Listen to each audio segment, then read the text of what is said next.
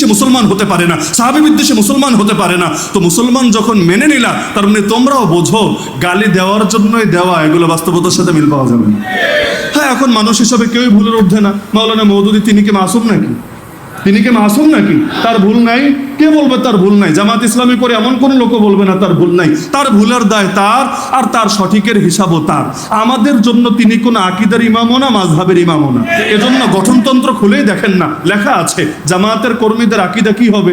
আমিও তো ওই রোকন কন্ট্যাক্ট দিতে দিতে কেন্দ্র পর্যন্ত গিয়ে এগুলো মুখস্থ হয়ে গেছে আর কি, যে জামাত ইসলামীর আকীদা কি হবে। গঠনতন্ত্রের দ্বিতীয় ধারায় কিন্তু লেখা আছে কোরআন এবং সহিহ হাদিসে বর্ণিত যা সেটাই হবে আমাদের আকীদা। বিশেষ কোরআন এবং সহিহ হাদিসে বর্ণিত যা, এমনকি রোকন হওয়ার 6 শর্তের মধ্যে এক শর্ত হলো এটা। রোকন হওয়ার 6 শর্তের মধ্যে এক শর্ত এটা। এমন কোন দল, এমন কোন সংগঠন, এমন কোন পার্টির সাথে সম্পর্ক রাখতে পারবে না যাদের আকীদা কোরআন এবং সহিহ হাদিসে বর্ণিত আকীদার বিপরীত হবে।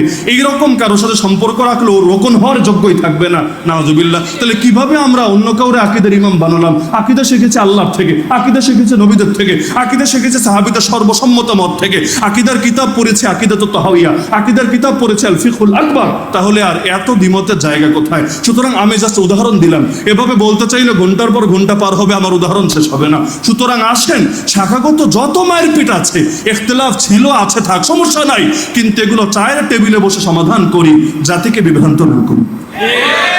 যেই জিনিস পাশে বসে সমাধান করা যায় এটার জন্য সেমিনার করা লাগবে কেন? যেই জিনিস পাশে বসে সমাধান করা যায় এটার জন্য মাইক লাগাতে হবে কেন? সুতরাং আসেন, জাতির বড় দুর্দিন রে ভাই, প্রায় 300 বছর হতে চললো ইসলামের শাসন নেই। কয় বছর?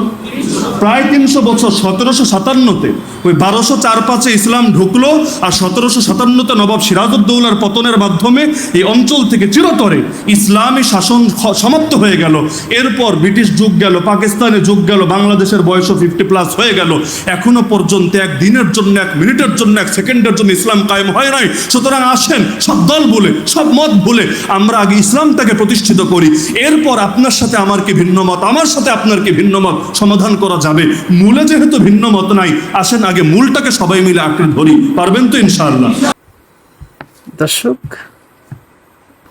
এখানে আলী হাসান ওসামা মাশাআল্লাহ উনি যে কথাগুলি বলেছেন, আসলে প্রত্যেকটা কথাই 100% সঠিক ইনশাআল্লাহ।